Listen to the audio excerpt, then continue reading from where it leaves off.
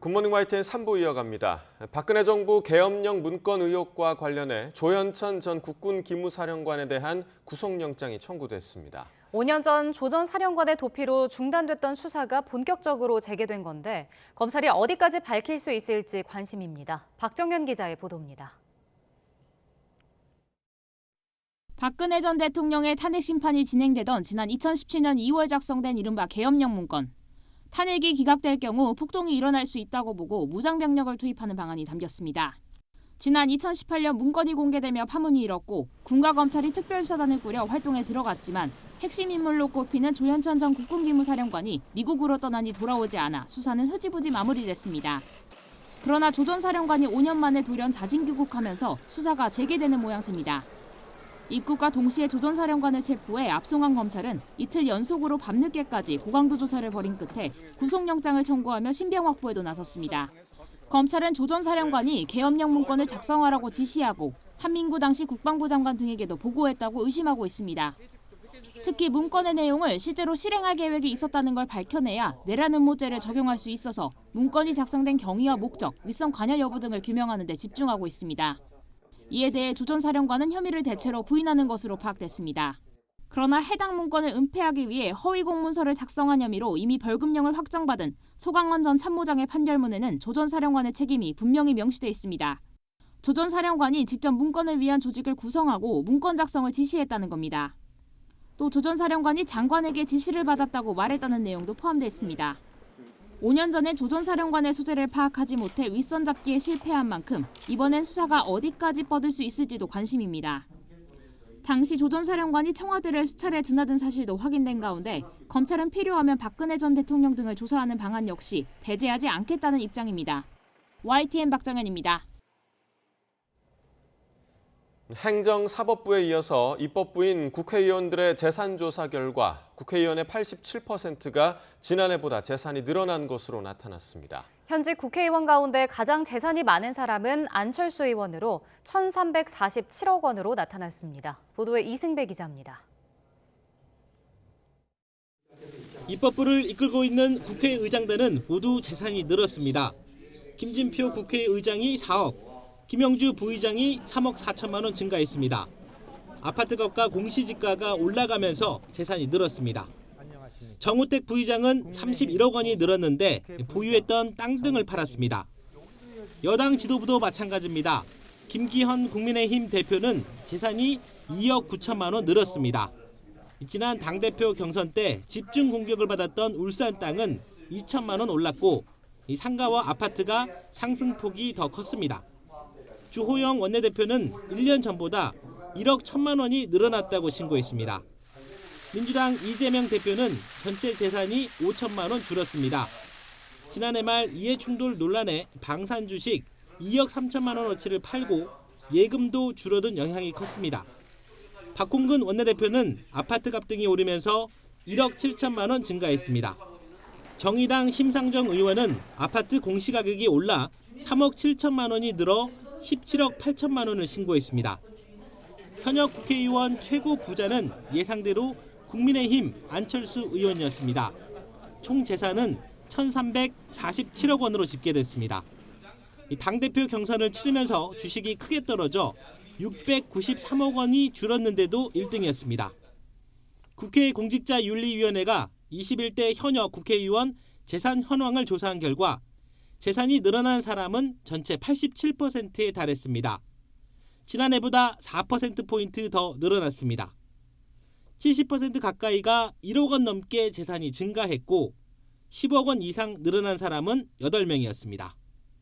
YTN 이승배입니다.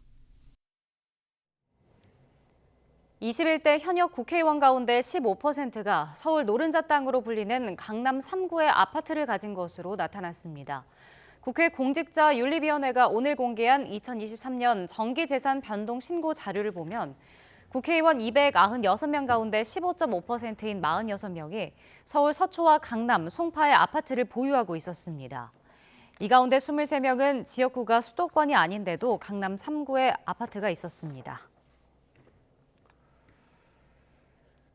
불법 정치자금 의혹을 받는 국민의힘 하영재 의원에 대한 체포동의안이 결국 가결됐습니다.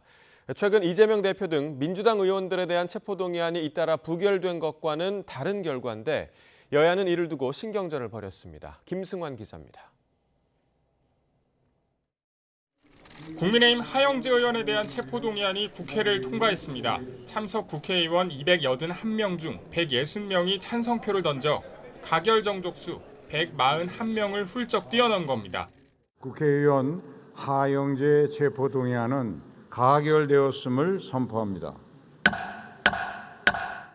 21대 국회 들어 네 번째로 지난 2021년 정찬민 의원에 대한 체포동의안이 통과된 지 1년 6개월 만입니다. 잇따라 부결된 더불어민주당 이재명 대표와 노웅래 의원의 체포동의안과 비교해보면 많게는 찬성이 60표 가까이 더 나왔고 반대는 50표 넘게 차이 납니다.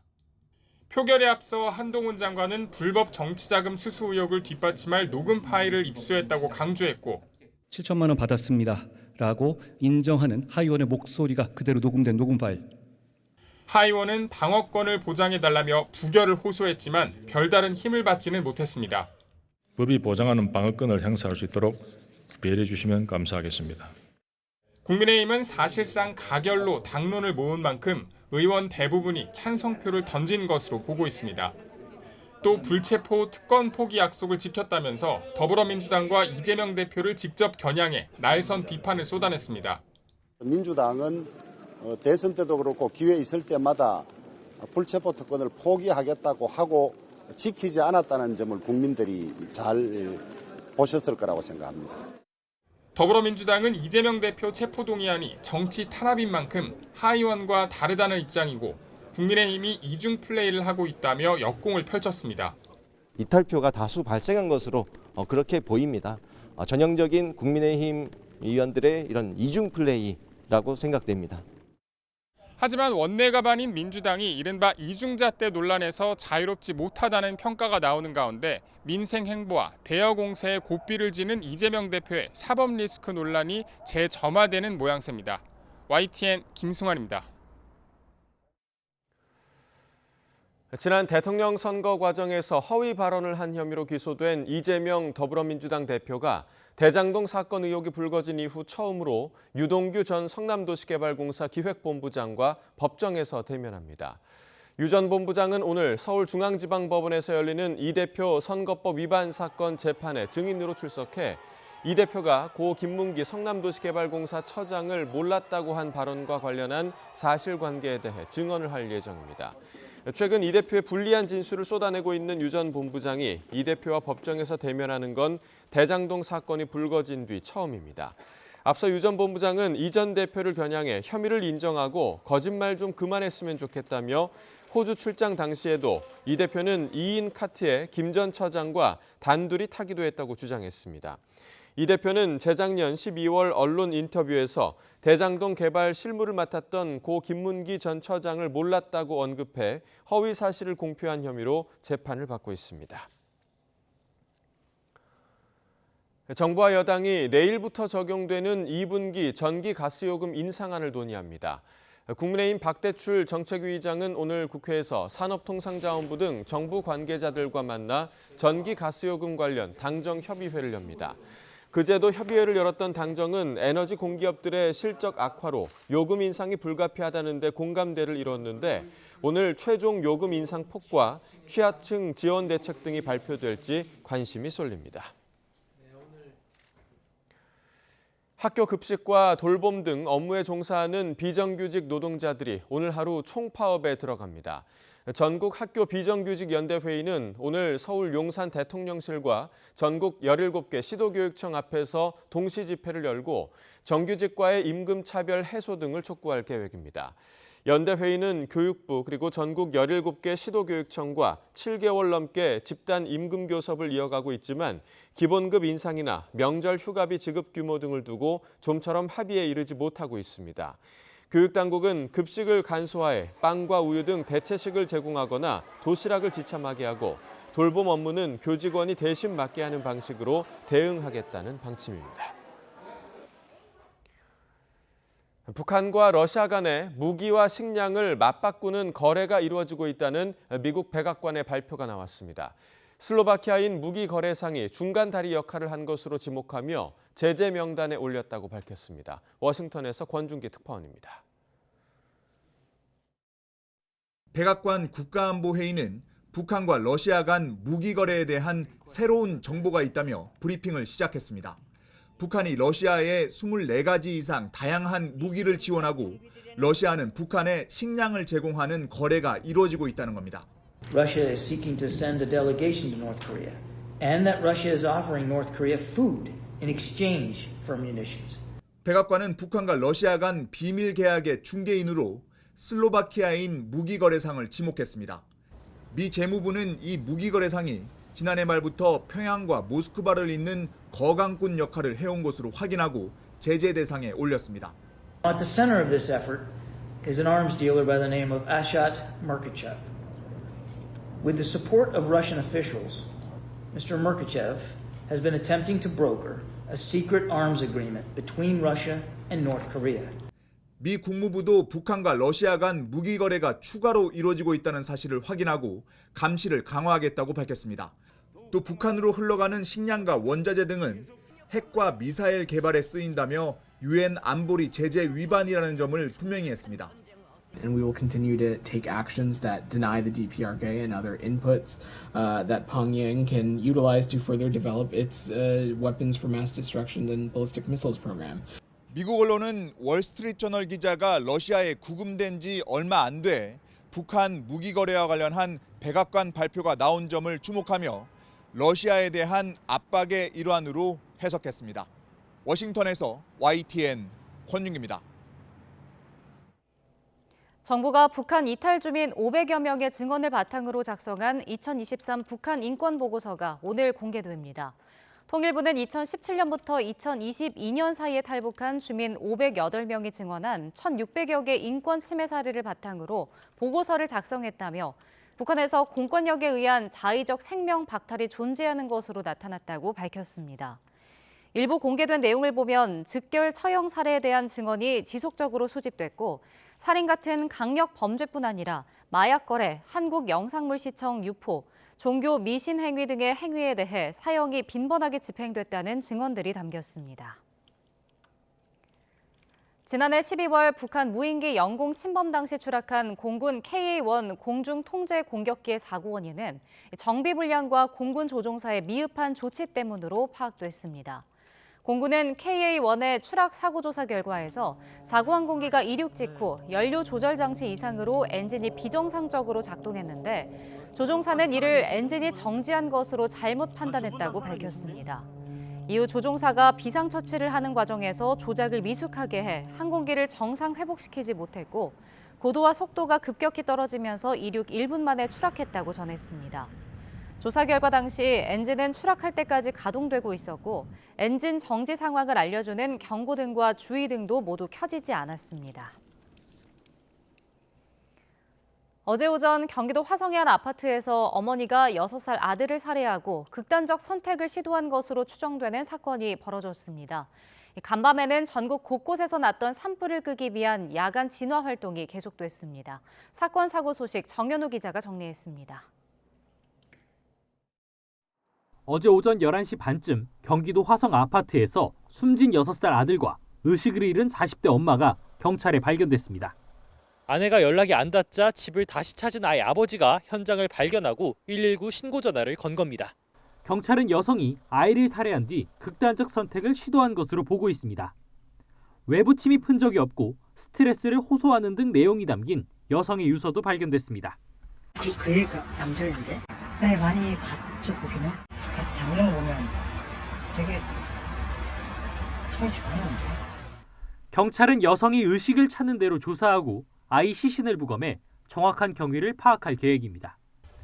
바람을 타고 불티를 뿜어내는 불과 맞서는 진화대원들. 어제 낮 시작돼 새벽에도 이어진 충북 제천, 봉황산 산불을 끄기 위해 밤샘 진화 작업이 벌어졌습니다. 덕분에 큰 불길이 잡힌 이후 대피했던 주변 요양원 환자 등 20명이 무사히 복귀했습니다. 진화가 지금 주불이 완료됐습니다. 제천 거는. 예, 지금 전부 들어갔습니다. 대피하셨던 분들은 뭐 다 돌아가신 걸로 알고 있습니다. 강원도 화천 야산에서도 진화대원들이 새빨간 불길을 따라 물을 뿌리는 데 여념없습니다. 산불 2단계까지 발령된 큰 불을 잡기 위해 낮에는 헬기 여러 대가 동원됐고 밤에는 진화대원을 중심으로 한 야간 작업이 계속됐습니다.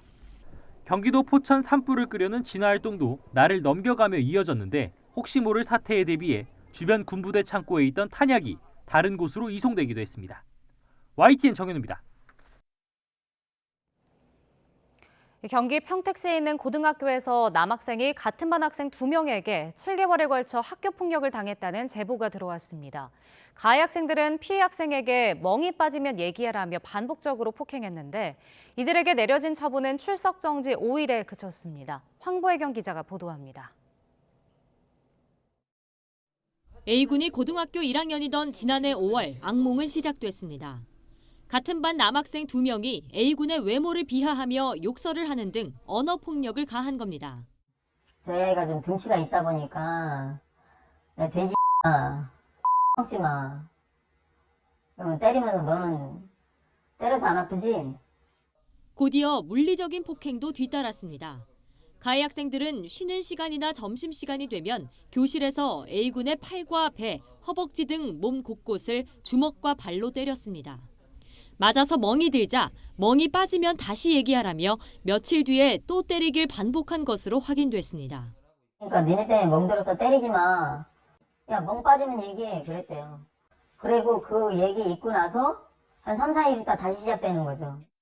이 같은 폭행은 A군 부모가 뒤늦게 사실을 알게 된 지난해 12월까지 7달 동안 이어졌습니다. 학교폭력대책심의위원회가 열렸고 가해 학생이 장난 형식을 빌려 A군에게 신체적, 정신적 피해를 줬다면서 거의 매일 폭행한 사실이 인정됐습니다. 그러나 학교폭력의 심각성과 지속성, 가해 학생의 반성 정도 등을 고려했다며 내린 처분은 출석 정지 3일에서 5일. A군 측이 요구한 가해 학생 전학 처분은 받아들여지지 않았습니다. 공정성 시비를 막기 위해 학교폭력 심의 업무가 지난 2020년 일선 학교에서 교육지원청으로 이관됐지만 솜방망이 처분에 그치는 경우가 여전히 많다는 지적입니다. 가해 학생이 2명이고 언어폭력 외에도 신체폭행이 지속해서 이루어졌다는 점에서 충분히 전학 처분이 나올 수 있는 사안입니다. 다만 교육지원청에서는 이렇게 처분을 더 낮게 내리는 경우가 많습니다. 새학기가 되면서 A군은 언제라도 가해자들을 마주칠 수 있어 하루하루가 괴롭습니다. 지금도 이제 가해자가 우리 아들 앞에서 지나가면서 웃으면서 지나가고 이제 알게 모르게 따돌림을 당하고 있고 그것 때문에 저희 아들이랑 저는 지금 피해자인데도 전학을 생각을 하고 있습니다. A군 부모는 가해 학생들을 형사 고소하고 이들을 전학 가게 해달라며 도교육청에 재심을 청구했습니다. YTN 황보혜경입니다. 미국 전현직 대통령 가운데 처음으로 도널드 트럼프 전 대통령이 기소될 것으로 보입니다. 뉴욕타임스는 뉴욕 맨해튼 대배심이 트럼프 전 대통령에 대한 기소를 결정했다고 보도했습니다. 신문은 검찰이 트럼프 전 대통령에 대한 기소를 며칠 안에 발표할 것이라고 덧붙였습니다.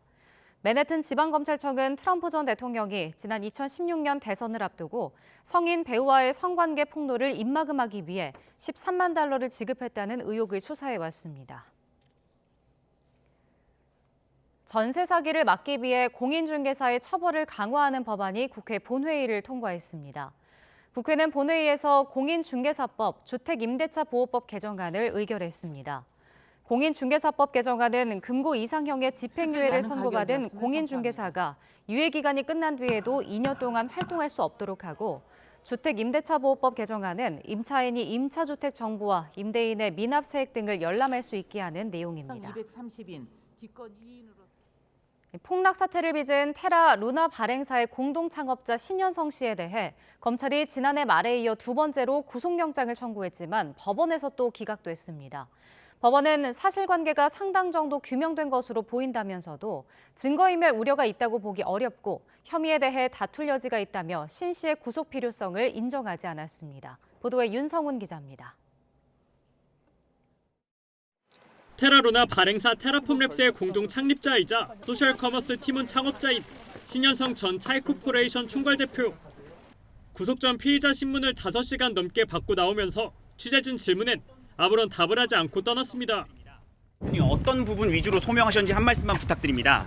테라루나 증권성 여부에 대해 어떻게 생각하시는지 말씀 부탁드립니다. 주된 범죄 혐의 관련해서 변경된 내용이 없다고 주장하셨는데 여전히 같은 입장이신가요? 신현성 전 대표가 구속 갈림길에 선 건 이번이 두 번째로 검찰은 지난해 말에도 한 차례 신병 확보를 시도했다 불발됐습니다. 신 전 대표가 테라루나의 폭락 가능성이 크다는 것을 알고도 이를 숨긴 채 발행하고 사전 발행분을 가지고 있다가 상장된 뒤 가격이 폭등하자 팔아치워 1,400억 원대 부당이득을 챙긴 혐의로 구속영장을 청구했지만 도주 우려가 없다는 이유로 법원에서 기각된 겁니다. 그러자 검찰은 신 전 대표를 여러 차례 추가 소환해 조사하고 차이 코퍼레이션도 압수수색하며 혐의를 다졌습니다. 그러면서 신 전 대표가 이커머스 기업 티몬 이사회 의장으로 재직하면서 당시 티몬 대표에게 간편 결제 수단으로 테라를 도입해달라고 청탁하고 루나코인을 회사 돈으로 사서 대가로 제공한 혐의를 추가했습니다. 검찰은 또 차이 코퍼레이션의 테라 루나 결제 서비스 도입을 거짓으로 홍보해 1,400억 원 가량을 투자받은 혐의도 더해 다시 구속영장을 청구했는데 법원은 이번에도 신 전 대표를 구속할 필요성을 받아들이지 않았습니다. 이에 따라 신 전 대표의 신병을 확보해 테라 루나와 관련한 수사를 이어가려던 검찰의 계획에 제동이 불가피해 보입니다. 무엇보다 신 전 대표를 발판 삼아 권도영 테라폼랩스 대표의 송환 필요성까지 내세우려 했던 구상에도 차질이 빚어지게 됐습니다. YTN 윤성은입니다.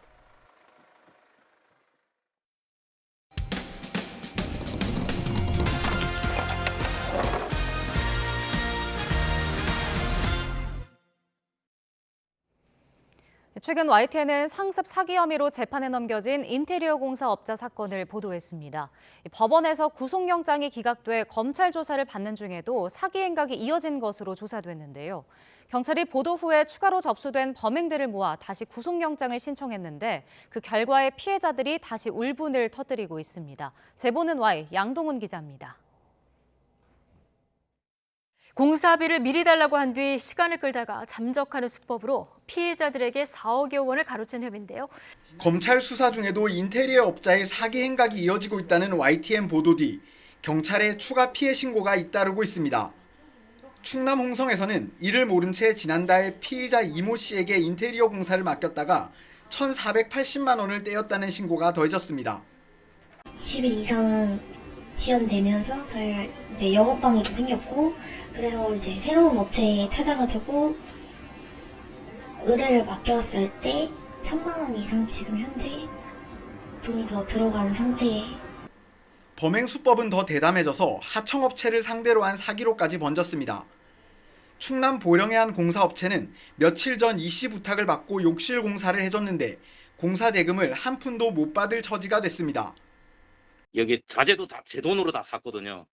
그리고 부자재, 그리고 기구까지 제 돈으로 다 사서 진행을 한 이 돈이 160만 원이거든요. 앞서 신고된 피해 규모는 40명에 4억여 원. YTN 보도 이후 20일 동안에만 경찰서 한 곳에 피해 신고 6건이 추가로 접수됐습니다.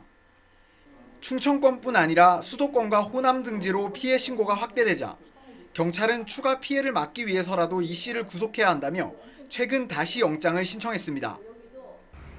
대전지방법원 공주지원은 이 씨에 대한 두 번째 구속영장 실질심사에서 또 기각 결정을 내렸습니다. 이번에도 역시 도주 우려가 충분히 소명되지 않았다는 게 이유였습니다. 경찰은 이 씨가 경찰 조사에 꾸준히 출석하는 건 맞지만 범행이 계속되는데도 영장이 다시 기각된 건 이해하기 어렵다며 당황스럽다는 반응을 보였습니다. 법률 전문가 역시 수사를 받으면서 추가 범행을 이어갔는데 두 차례나 영장이 기각된 사실이 쉽게 이해되지 않는다고 말했습니다. 1차 구속영장 기각 이후에도 범인이 계속해서 사기 범행을 지속해왔지 않습니까? 재범의 위험성은 누가 봐도 명백한 상황이죠. 국민들이 보기에 재범을 방조 내지 허가한 것으로 보여질 수도 있다고 봅니다. 피해자들은 법원이 이 씨 말만 듣고 피해자 입장은 고려하지 않는 거냐며 울분을 토했습니다. 말하는 거는 돈을 준다고 하거든요. 법원에서는 도망칠 우려가 없다고 하겠죠. 준다 하지만 준 사람이 지금 하나도 없잖아요, 지금. 경찰은 충남 공주에 있는 인테리어 업체에서 비슷한 사기를 당한 피해자들은 신속한 수사 진행을 위해 공주경찰서로 직접 연락해달라고 당부했습니다. YTN 양동훈입니다.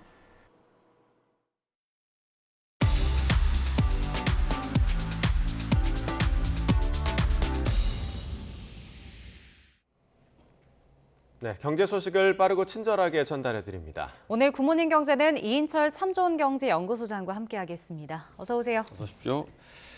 자, 미국 정부가 우리 시각으로 오늘 밤에 이 전기차 보조금 세부 지침 발표할 예정입니다. 뭐 수혜 대상이 대폭 줄 거다 이런 전망도 있고요. 우리 기업에 좀 어떤 유리한 내용이 포함될지 이 부분도 좀 관심일 것 같아요. 그렇습니다. 사실 굉장히 좀 미국의 갑질이 불편합니다. 네. 지금 뭐 이 초과이익을 공유해다도 좀 과도한데 여기다가 영업 기밀은 보기 좋게 엑셀 파일로 전달해라라는 내용까지 전해져서 이제 우리나라뿐 아니라 동맹국들조차도 지금 반감을 사고 있습니다. 자, 그런 가운데 현지 시간 31일이니까 우리나라랑 시차가 있죠. 내일 새벽이면 아마 공개가 될 텐데 이 인플레이 감축법에 물론 전기차 부분도 있지만 전기차 배터리 부분도 있거든요. 예. 그러니까 두 개 다 공개가 됩니다. 전기차 세제 혜택 대상이 좀 좁혀질 것이다라는 게 언론을 통해서 외신을 통해서 전해지고 있고요. 또 뭐 물론 뭐 구체적으로 세부 지침은 뭐 드러나봐야 되겠습니다만 어쨌든 조 바이든 행정부가 지난해 제정했던 IRA는 북미에서 최종 조립된 전기차에 대해서만 세액 공제를 주겠다. 그게 한 7,500달러니까 한 뭐 환산하면 1,000만 원 가량입니다. 근데 여기서 이제 주목해야 될 것들이 그동안 우리는 이제 전기차, 현대차에만 신경을 썼는데 이제 배터리 부분이에요. 특히 배터리 부품 요건, 또 핵심 광물 요건 두 개 나눠져 있어요. 배터리 부품 요건에는 올해부터 전기차 배터리가 전체 부품 가운데 절반 이상 북미에서 생산돼 조립되는 경우에 한해서만 최저 3,750달러, 거의 한 뭐 500만 원 가까운 세액 공제를 부여하겠다는 거고 여기다가 핵심 광물 요건입니다. 배터리에 들어가는 핵심 광물 소재까지 좀 통제를 하게 되는데 40% 이상 그리고 2027년까지 80% 정도까지 연도별로 단계적으로 올려라라는 겁니다. 여기에는 미국이나 또 미국의 FTA를 체결한 국가에서 조달하는 것도 똑같은 세제 혜택을 받을 수 있다라는 건데 자, 그러면 우리가 문제가 되는 건 뭐냐? 우리가 배터리 부품과 관련해서는 사실 여기에 뭐 음극재, 양극재라는 재료는 세계 시장 점유율이 절반 이상인데 중국산은 뭐 못 쓴다 하더라도 그래도 우리가 뭐 북미와 지금 미국과 FTA를 체결하지 않은 국가, 뭐 인도네시아라든가 아리안테산이 좀 많거든요, 비중이. 그러니까 이게 좀 포함되느냐, 이게 좀 관건이에요. 근데 미국 내에서도 찬반 논란이 있습니다. 미국 기업들은 안 된다예요. 미국 기업들은 이 음극재, 양극재 재료조차도 북미에서 만든 것만 세액 공제 혜택을 줘야 한다라는 거고 특히나 이 IRA 제정을 주도했던 미 상원에너지위원장의 얘기를 들어보면 IRA의 입법 취지를 훼손할 경우 할 수 있는 모든 걸 다 하겠다. 법적 대응까지 나서겠다라고 엄포를 놓고 있고요. 특히 어디 다른 데서 배터리를 부품을 다 집어넣고 미국으로 들어와서 조립하는 행위는 기본적으로 허락하지 않겠다라고 강경하고 표명을 하고 있기 때문에 아마 공개되면 또 한 번 이제 이 난리가 날 수밖에 없는데 문제는 뭐냐? 우리 지금 배터리 3사의 경우는 전부 다 지금 미국 투자를 확대하고 있어요. 왜냐하면 지금 이렇게까지 굉장히 그 자국산에서 만들라는 이제 압박이 좀 심해지다 보니까 특히 LG의 경우에는 애리조나 공장이 거의 한 7조 원 넘는 돈을 좀 투입을 하는데 이게 또 볼모가 되지 않을까라는 생각이 좀 듭니다. 네, 일단은 내일 새벽 이 세부 지침이 어떻게 발표 나는지를 좀 지켜봐야 할 것 같고요. 그 세계 최대 반도체 위탁업체 생산업체죠. 대만 TSMC도 반도체법 보조금 지급 조건이 과하다 이렇게 우려를 좀 표명하지 않았나요? 맞습니다. 동맹국들도 다 우려를 하고 있고요.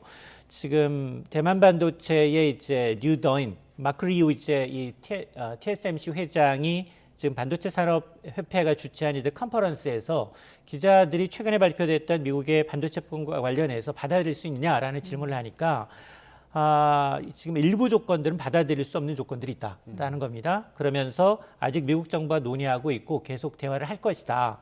아마 부정적인 영향이 없도록 조건들이 조정할 수 있기를 바란다. 이거는 뭐 대만의 입장이고 우리도 비슷하고요. 그럼에도 불구하고 상당히 이제 그 가능성이 굉장히 적은데 왜냐? 대만도 사실은 400억 달러를 투자해서 지금 미국 애리조나주에 지금 반도체 공장을 건설하고 있습니다. 그런 가운데 대만은 그동안 꾸준히 최첨단 사양, 그리고 연구시설은 본국에다 뒀어요. 생산 기지는 밖으로 나가지 않겠다라는 거거든요. 그런 시그널을 줬는데도 불구하고 계속해서 이렇게 압박을 하다 보니까 지금 대만 반도체 역시 그렇다면 자국에다 대고 이제 왜냐하면 여기도 장비이기 때문에 클러스터가 조성이 되기 위해서는 부품 사업이 다 근접해 있어야만이 또 경쟁력이 되니까 오히려 외국 장비 업체가 대만 내 생산 시설을 구축할 수 있도록 정부가 더 많은 세제 혜택을 달라라고 요구를 하고 있는데 사실 대만 반도체도 TSMC도 대만 내 차지하는 경제 비중이 상당히 높기 때문에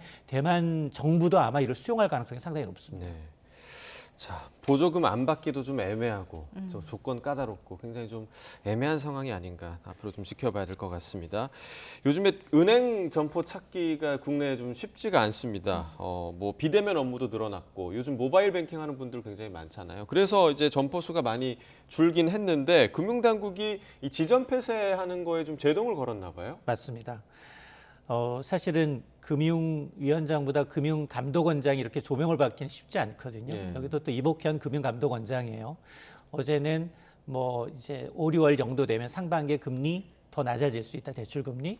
여기에다가 공매도 제한까지도 이제 풀 수 있다라는 것을 얘기하면서 이게 월권행위 아니야? 이건 금융위원장의 업무 몫인데 그럼에도 불구하고 지금 나오는 이제 은행에 관련된 것들 사실 만나는 족족 은행 이 지점장들 만날 때마다 CEO를 만날 때마다 대출 금리가 내려가고 있거든요.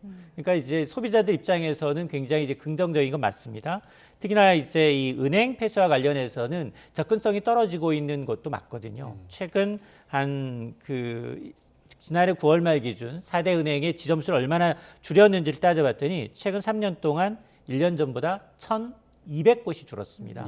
그러면서 연평균 300에서 500개 이상의 점포수가 줄어들고 있거든요. 이건 지금 지난해만 389개가 줄어든 것으로 나타나고 있어서 자 그러다 보니까 이제 금융당국이 이 부분에 대해서 점포 폐쇄의 부작용을 줄이기 위해서 여러 가지를 좀 하고 있습니다. 이미 태스크포스 팀이 꾸려져 있어서 점포 폐쇄 절차에 대한 어떤 관행 제도를 개선하겠다라는 건데요. 점포 폐쇄할 경우에는 사전 이 영향 평가 제도의 실효성을 제고하면서 급격한 폐쇄로 인한 소유자 불편을 최소화하겠다라는 건데 어쨌든 이제 이러다 보니까 이제 이 4대 시중은행 역시 올해는 지난해보다는 상당히 지난해 한 통폐합하는 규모를 올해는 한 절반 수준까지 좀 줄일 것으로 보이는데 그러면서 이제 이 점포수를 폐쇄하는 것과 동시에 만에 하나 이제 어르신들의 어떤 점포를 좀 늘리거나 이동 점포를 하거나 이런 접근성을 좀 늘리는 것도 금융 취약계 대상을 대상으로 해서 좀 하라라고 이제 유도를 하고 있는 것 같아서 아마 이거는 뭐 이 소비자들로부터 이제 박수를 받을 수밖에 없는 일이기 때문에 금융당 감독 당국의 지침을 아마 이제 은행권이 따를 것으로 보입니다. 네. 자, 정기 주주총회 이야기도 좀 해보겠습니다. 오늘 관심받는 기업들이 있는데 초유의 경영 공백 사태를 맞았던 KT 그리고 경영권 다툼이 있었던 SM엔터테인먼트 이렇게 두 기업이 집중을 받고 있는데 오늘 주총 결과는 어떻게 좀 전망을 해볼 수 있을까요? 아마 SM은 쉽게 넘어갈 거예요. 여긴 게임이 끝났거든요. 하이브하고 이제 카카오에서 하이브가 손을 들어서 이제 카카오의 인수합병에 합의를 했기 때문에 별다른 아마 문제가 없을 텐데 물론 이제 현 이사진 전원 연임 없이 물러가겠다라고 했고 여기다가 이제 사상 최대 실적 냈어요. 그러다 보니까 주당 한 1,200원 가량 배당금까지 지금 걸려 있는 상황이고 다만 변수는 뭐냐? 이수만 전 총괄이 요 주청 현장에 나올 수 있다라는 얘기가 나오고 있거든요. 사실 물 건너갔습니다. 게임은 끝났음에도 불구하고 다시 한번 나와서 어떤 얘기를 할지 모르겠지만 그러나 자범을 만들면 여론이 더 악화될 수밖에 없기 때문에 아마 이제 이 SM형 경영진도 카카오와 이제 협업하는 모습을 보여주고 있어서 아마 최대 주주로서의 어떤 청사진 같은 것을 이제 내놓는 자리가 되지 않을까 하는데 문제는 바로 이제 KT입니다. 여기는 정말 관치의 끝판왕이에요. 2002년 민영화됐어요. 근데도 네 사람 심기, 정부의 낙하산 인사가 계속해서 이어지고 있습니다. 20년 넘게. 여기 최대 주주가 국민연금이에요. 국민연금을 통해서. 그리고 또 2대 주주가 현대차예요. 현대차의 최대 주주가 국민연금입니다. 그러니까 1대 주주, 2대 주주가 같이 움직이고 있어요. 더 문제는 뭐냐. 차기 대표이사로 내정됐던 윤교님 후보가 사의 표명했고요. 또 한 달 전 연임 도전했던 구현모 현 대표 또 사임했습니다. 여기에다가 KT의 이제 사회 이사가 총 8명인데 4명의 사회이사 자진 사퇴했고요. 거기 남아있는 4명 가운데 지금 3명을 국민연금과 현대차가 반대하겠다는 겁니다. 그러니까 사회에서 1명 남아요. 여기서 무슨 지금 직무대행 체제에 있는데 여기서 무슨 새 경영진을 또 이제 선출할 수 있겠습니까? 이러다 보니 지금 주가가 어제 52주 신저가입니다. 2만 9천 원대로 떨어졌거든요. 모든 증권사가 투자 의견 하향하고 목표 주가를 낮추고 있어요. 여기에 KT는 외국인 지분이 40%가 넘는 대주주는 사실 외국인들이에요.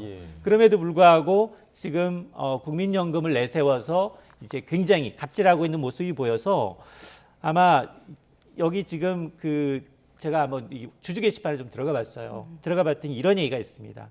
나이 70 넘어서 어렵게 전자투표까지 했는데 이게 뭡니까? 라는 제목이에요. 중도에 사표 내는 것도 문제가 있지만 이건 CEO 같습니다. 그러나 검찰 조사까지 협박하니 어쩔 수 없이 사임한 거 아닙니까? 민영기업의 대표까지 정부가 간섭한다? 이게 가능한 일입니까? 라고 대변하고 있거든요. 우리나라가 지금 공매도며 외환시장을 개방하는 건 모건스탠리 캐피탈 인터내셔널, MSCI 선진지수에 편입하려고 하는 거예요. 근데 여기 지금 점점점 외국인들 빠져나가고 있어요. 이게 아마 관치, 낙하산의 끝판왕이어서 이게 지금 매출만 25조 원, 전체 시가총액으로 따지고 보면 아마 매출액 기준 재계한 12유권 되거든요. 굉장히 후진성을 보여주는 대표적인 사례이기 때문에 누나 여야 할 것 없이 손을 떼야 돼요. 네.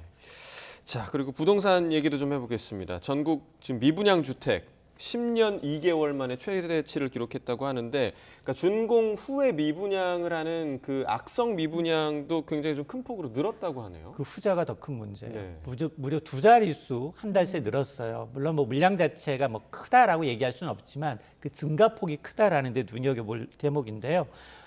지금 국토교통부가 공개한 2월 주택 통계를 보니까 미분양 전국 주택 수가 7만 5천여 가구로 한 달 전에 비해서는 한 79가구, 0.1% 늘어났습니다. 그런데 문제는 뭐냐? 공사가 끝나고 다 맞춰졌는데 입주하지 않은 이 준공 후 미분양 물량이 8,554가구입니다. 한 달 전에 비해서 1,000가구 이상 늘었어요. 이게 13.4%가 늘어났는데 물론 미분양 물량의 절대 다수는 지방에 있습니다. 83%가. 특히 가장 많은 건 대구입니다. 대구가 전체 물량의 지금만 13,000여 가구, 14,000여 가구에 육박하고 있고 경북이 9,000여 가구, 충남도 8,500가구거든요. 물론 뭐 주택 거래량은 다소 회복을 보이고 있긴 합니다. 이게 뭐 1월부터 계속된 어떤 규제 완화의 효과인지는 좀 지켜봐야 되겠습니다만 어쨌든 지금 미분양 물량 정부는 지금 한 10만 호까지 가도 뭐 괜찮다라는 뉘앙스를 비추고 있는데, 그러나 지금 이 은행의 위기가 우리가 자칫 얘기하면 이 부동산 가장 이 약한 뇌관이 어디냐? 부동산발 PF를 들고 있거든요. 중소은행들, 상호금고, 신용금고부터 같은 이금융권이 좀 위험하기 때문에 아마 정부가 이걸 손 놓고 볼지 여부를 좀 지켜봐야겠습니다. 네. 자, 마지막은 해외 증시도 살펴보겠습니다. 뉴욕 증시랑 유럽 증시 오늘 어떻게 마감됐나요? 대부분 다 좋았습니다. 유럽 증시도 모처럼 이틀 연속 올랐어요. 일단 은행의 위기가 수면 아래로 좀 가라앉고 있는 상황입니다. 자, 그럼에도 불구하고 이제 주요 지수의 상승을 좀 보면 나스닥 지수는 0.7%가량, 그리고 다우와 S&P 500 지수도 0.4, 0.5%가량 오름세를 보이고 있는데, 일단은 이제 이 지금 백악관 위주로 해서 이번 주 내로 은행 감독 규정을 좀 강화하겠다라는 겁니다. 특히나 자산이 1,000억 달러 이상인 대형은행의 경우에는 좀 규제하겠다라는 시그널을 계속해서 좋았거든요. 그러자 이제 은행주는 하락했어요. S&P 500 지수 11개 업종 가운데 은행주만 떨어지고 나머지 업종이 대부분 상승을 했고, 반도체주들이 좀 상승률이 어제 오늘 좋습니다. 반도체는 이 저점을 지난 거 아니야? 라는 이제 기대감이 어느 정도 형성이 되면서 또 마이크론 테크놀로지의 경우는 상당히 실적이 안 좋았거든요. 분기 실적은 안 좋았습니다만 CEO가 나서서 우리 실적 이제 다음 분기, 다다음 분기부터 회복됩니다. 긍정적인 시그널을 낸 게 효과를 미치고 있고, 특히 오늘 발표됐던 경제 지표도 다소 좋지 않아요. 근데 여기서 경제 지표가 좋지 않아야지 미국의 금리 인상 기대감이 좀 들어가고 금리가 연내 그나마 인하될 수 있다는 기대감이 나오거든요. 오늘 GDP 확정치가 발표가 됐는데 속보치가 2.7에서 2.6으로 0.1%포인트 낮아졌고요. 또 주간 실업 신청 건수가 발표되는데 3주 만에 처음으로 늘었어요. 지난주 대비 7,000건 증가했고, 이러다 보니 그러면 지금 미국이 금리를 인하하게 되면 한 번 더 추가로 인하하게 되면 5월이거든요. 근데 5월 시점에 금리 인하와 동결 전망이 계속 엇갈려요. 엇비슷하게. 야, 이게 끝이야. 5%가 적정하고 더는 가지 말아야 되는 이 시장의 기대감이 있고, 한편에서는 한 번 더 가야 미국의 물가가 잡힌다라는 의견이 있는데, 이거에 따라서 좀 달라질 수 있는데, 어쨌든 달러가 더 약세입니다. 주요 6개국 통화 대비 달러 가치로 보여지는 달러 인덱스도 0.46% 밀려서 102까지 내려와 있고, 유럽 증시도 은행 위기가 완화되면서 영국, 독일, 프랑스 1% 내외로 다 상승을 했고요. 유가가 너무 많이 뛰었습니다. 유가가 지금 오늘 1.9% 뛰었는데 두 가지 이유가 있어요. 미국의 원유 재고가 줄어들었다라는 소식과 함께 이라크의 크루드 원유 수출 중단 소식이 이제 공급 부족 우려를 부추긴 것으로 보이는데, 배럴당 74달러까지 올라와 있습니다. 네, 오늘 굿모닝 경제 여기까지 듣겠습니다. 이인철 소장과 함께했습니다. 고맙습니다.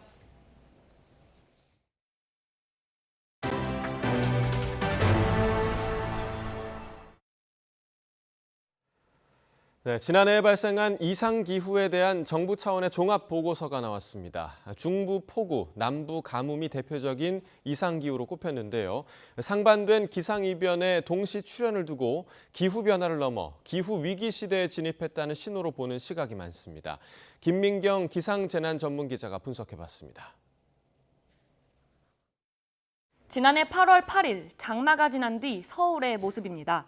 이 도로는 마치 강물처럼 변했고 차량은 바퀴가 대부분 잠겨버렸습니다. 이 강남구에 쏟아진 시간당 116mm 물폭탄의 결과입니다. 정부 차원의 이상기후 보고서는 장마부터 8월까지 중부지방에 쏟아진 최악의 폭우를 2022년에 가장 큰 기상이변으로 지목했습니다. 이 장마부터 8월까지 북태평양 고기압이 일시적으로 확장하면서 이 정체전선이 주로 중부지방에 머물렀는데요. 이 때문에 중부지방에는 시간당 100mm가 넘는 집중호우가 잦았습니다.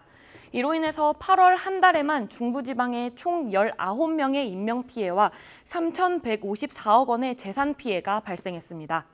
남부지방에는 반대로 물이 부족해 가뭄이 극심해졌는데요.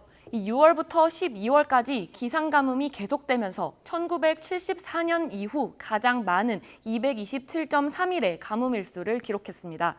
이 전남 지역에서는 1,442헥타르에 달하는 농작물 피해가 발생했고, 이 섬진강권역 댐 저수율은 2022년 12월 기준 예년의 절반 정도로 이 심각 수준을 기록했습니다. 지난해 발생한 이상기후에는 때이른 6월 열대야와 7월 폭염도 포함됐습니다. 6월 하순에 중부에는 때이른 열대야가 발생했는데, 특히 서울과 수원, 춘천 등 14개 지점에서는 이 기상관측 이래로 첫 6월 열대야가 나타나기도 했습니다. 이뿐만 아니라 7월 상순에는 영남 내륙 지역에 역시 때이른 폭염이 나타났습니다. 이로 인해 온열 질환자는 사망자 9명을 포함해 총 1,564명으로 전년 대비 13.7%가 상승했습니다. 또 우리나라에 영향을 준 태풍은 총 5개로 평년보다 1.5개 정도 많았고 7년 연속 9월 가을 태풍의 영향을 받은 것으로 나타났습니다. 특히 11호 태풍 흰남노가 거제로 상륙하면서 이 집중호우와 강풍으로 인명과 재산 피해가 잇따랐습니다. 지난해 폭우와 가뭄이라는 상반된 현상이 동시에 나타나고 초강력 가을 태풍이 찾아오는 등 이상기후가 빈발했습니다. 한반도가 기후변화를 넘어서 이제는 기후위기 시대에 진입한 것으로 보여 이상기후 감시와 예측 역량 강화가 앞으로의 큰 과제입니다. 지금까지 YTN 김민경입니다. 미국 정부 고위 인사들이 아프리카에서 영향력이 막강한 중국을 견제하기 위해 잇따라 아프리카를 찾고 있습니다. 아프리카를 순방 중인 해리스 미국 부통령은 7천억 원 규모의 탄자니아 지원 계획을 발표했습니다. 김태현 기자의 보도입니다. 서아프리카 가나 방문을 마친 해리스 부통령은 29일 저녁 동아프리카 탄자니아의 경제 중심지 다르에스 살람에 도착해 큰 환영을 받았습니다. 다음 날 바로 하산 대통령을 예방했고 양국 무역 증진을 위한 지원 계획을 발표했습니다. I am pleased to announce a series of new initiatives. One, the Export-Import Bank will sign an MOU with Tanzania, which will facilitate up to $500 million in U.S. exports to Tanzania. 전체 지원 규모는 5억 6천만 달러로 약 7천억 원입니다. 최근 야당 집회금지 철회를 비롯해 민주주의를 위한 하산 대통령의 노력에도 지지를 표명했습니다. You have been open to working with the political opposition. We have discussed that. You have lifted the ban on political party public rallies. You worked to improve the freedom of the press. 미국의 첫 여성 부통령은 탄자니아의 첫 여성 대통령과 나란히 서서 우리의 만남은 또 다른 이정표이며 탄자니아의 젊은 여성들에게 영감을 줄 것이라고 말했습니다. 해리스 부통령은 하루 더 탄자니아에 머물며 청년 기업과 시민단체 대표들과도 만납니다. 이어 마지막 순방국인 남아프리카 잠비아의 수도로 가서 히칠레마 대통령을 만난 뒤 귀국길에 오릅니다. 미국은 아프리카에서 영향력이 막강한 중국과 러시아를 견제하기 위해 고위급 인사들이 잇따라 아프리카를 찾고 있습니다. 재무장관과 국무장관, 주 유엔 대사, 질 바이든 여사 등이 이미 방문했고 바이든 대통령도 올해 안에 아프리카를 찾을 예정입니다. YTN 김태현입니다. 조선 후기 교통로와 군사시설 등 상세한 지리 정보가 적혀 있는 희귀한 대동여지도가 일본에서 환수됐습니다. 이 목판본 대동여지도의 한계를 보완한 첫 사례인데다 지도 구성 등이 기존 판본과는 달라서 앞으로 조선 지도 연구의 지평을 넓힐 것으로 기대됩니다. 이교준 기자의 보도입니다. 150년 넘는 역사를 머금은 거대한 조선 전도가 펼쳐져 있습니다. 이달 중순 일본의 한 고서점에서 환수해온 갑자본 대동여지도 23첩을 펼쳐놓은 것으로 가로 약 4m, 세로 약 6.7m에 이릅니다. 이번 환수본의 가장 큰 특징은 1864년 제작된 목판본 대동여지도에 색을 더하고 상세한 지리 정보를 적어놓은 점입니다. 대동여지도의 저본, 즉 기초자료인 채색 필사본 동요도 지리 정보가 고스란히 담긴 점에서 두 지도를 하나로 합친 희귀본으로 평가됩니다. 이와 같은 형태의 지도는 국내에서 최초로 확인된 사례이며 국내에 소장되어 있는 기존 목판본 대동여지도와는 유물의 구성 형식과 배치 방식 등에서도 다른 특징을 드러내서 환수의 의미는 더욱 남다르다고 생각이 됩니다. 환수본을 살펴보면 지도 여백 곳곳에 영토의 역사, 지도 사용법 등 동요도의 설명이 그대로 옮겨 적혀 있는 점을 확인할 수 있습니다. 한양 도성을 그린 부분을 비교해보면 동요도 내용을 반영해 궁궐 건물과 명칭 등을 표시한 점이 눈에 띕니다.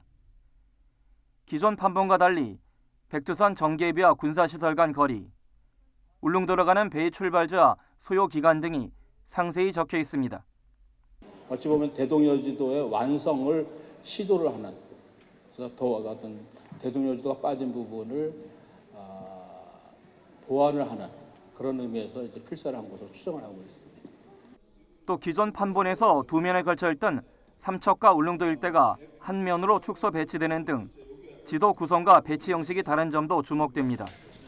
지도에 적힌 필체가 고산자 김정호의 필체와 다른 점은 확인됐지만 이 지도를 누가 어떤 목적으로 제작했는지 등 연구 과제가 산적합니다. 이번 환수는 조선지도 연구에 활력을 불어넣는 계기가 될 것으로 보입니다. YTN 이교준입니다. 저작권 분쟁 중에 세상을 떠난 인기 만화 검정고무신의 고 이우영 작가와 관련해 정부가 고인과 업체들 간 불공정 계약 여부를 조사하기로 했습니다.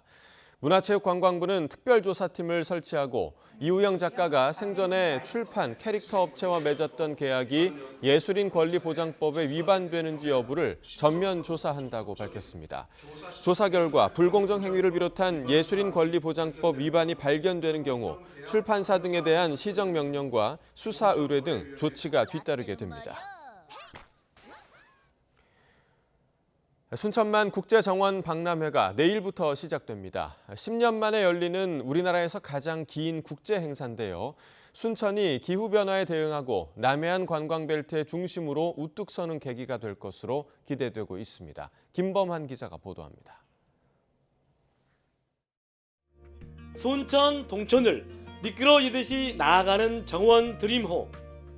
KTX를 타고 순천역에서 내려 5분 거리에 있는 나루터에서 배를 타면 박람회장에 바로 입장할 수 있습니다. 대한민국 제1호 국가정원으로 들어가면 만발한 꽃이 반기며 기분 좋게 코끝을 자극합니다. 빙하에서 어떻게 식물이 크는지, 다음에 지하에서 나무를 기를 때 햇빛을 어떻게 이용해서 나무를 키울 수 있는지, 아니면 식물 극장에서는 식물들의 형태에 대해서 파노라마도 미디어 파사드로 연출이 됩니다. 그래서 60만 평의 정원에서 맛깔스러운 음식과 함께 하룻밤을 푹 쉴 수 있는 가든 스테이와 맨발로 걷는 길, 키즈 가든과 노을 정원 등이 즐비합니다. 13개의 세계 정원과 테마 정원, 참여 정원도 선보이는데 박람회장 밖 경관 정원은 무료입니다. 박람회는 무엇보다 정원으로 기후 위기와 탄소 중립에 대응하고 남해안 관광 벨트의 중심이 되는 게 목표입니다. 목포에서 부산까지 늘어지는 이 긴 벨트 중에 순천과 여수와 광양, 좀 넓게는 고흥, 보성, 구례가 가운데 들어있기 때문에 여기가 허브 기능을 할 수 있도록 좀 성장했으면 하는 게 이번 박람회라는 중요한 목적 중에 하나입니다.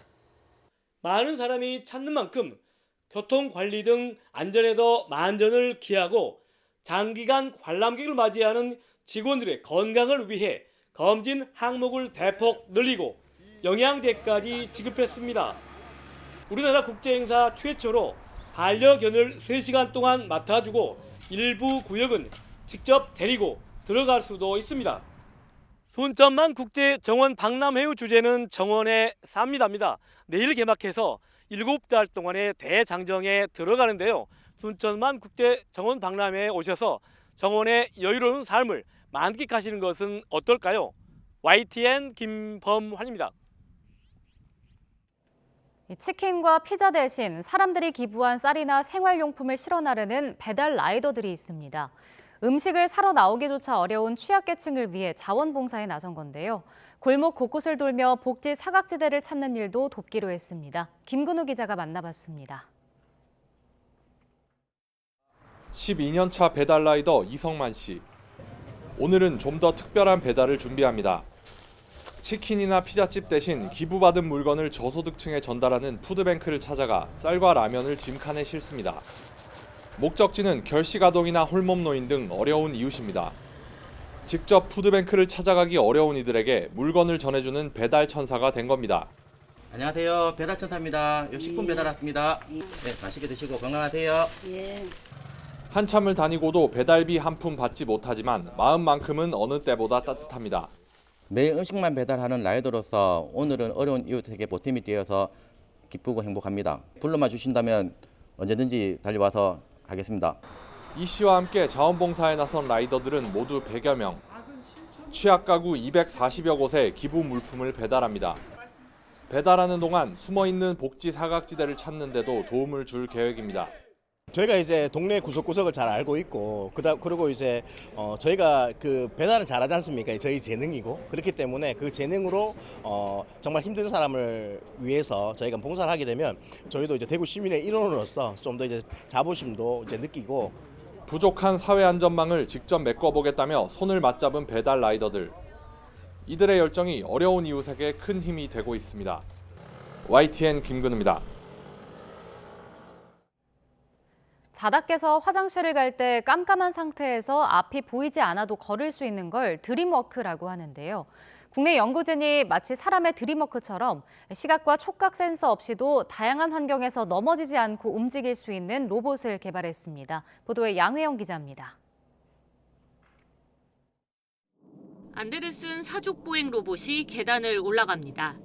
카메라와 라이더 센서가 없어 앞이 보이지 않지만 움직이는데 거침이 없습니다. 시각과 촉각 정보 없이도 자유자재로 움직일 수 있는 드림워커 로봇입니다. 로봇에 달린 센서는 관성 센서와 관절 센서뿐이지만 다양한 움직임이 가능합니다. 제가 로봇과 같이 안대를 쓰고 계단을 내려가 보겠습니다.